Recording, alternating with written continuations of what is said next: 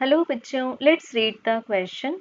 Reflecting telescope consists of. So बच्चों हमें इस क्वेश्चन में बताना है कि रिफ्लेक्टिंग टेलीस्कोप बेसिकली क्या कंसिस्ट करता हुआ दिए हुए ऑप्शन में से हमें एक ऑप्शन को चूज करना है जो कि करेक्ट हो.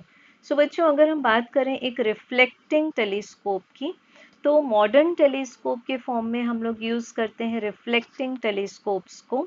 इसमें बेसिकली हम कॉनकेव मिरर यूज करते हैं. The concave mirror is used, जबकि लेंस को यहाँ पर हम लोग अवॉइड करते हैं ऑब्जेक्टिव के लिए. तो ऑब्जेक्टिव में हम क्या चूज कर लेंगे? The concave mirror. अब बच्चों यहाँ पर जब मिरर को हम ऑब्जेक्टिव जैसे यूज करते हैं तो that is called as reflecting telescope.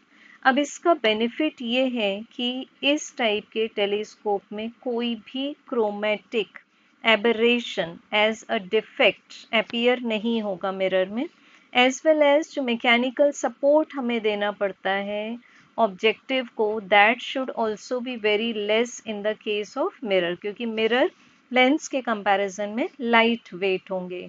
सो बच्चों यहाँ पर डेफिनेटली हम पूरे एंटायर बैक सरफेस से मिरर को सपोर्ट कर सकते हैं.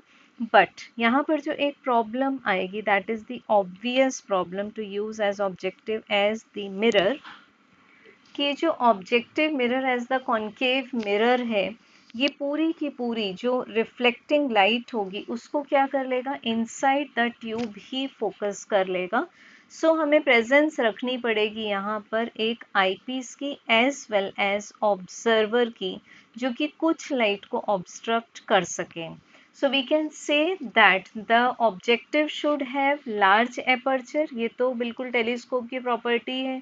सो ज़्यादा से ज़्यादा लाइट उसमें से स्पेस की ज़्यादा से ज़्यादा लाइट उसमें एंटर हो सके. तो हम बोल सकते हैं दोनों ही conditions concave mirror of large aperture should be present in reflecting telescope. So correct answer is option B.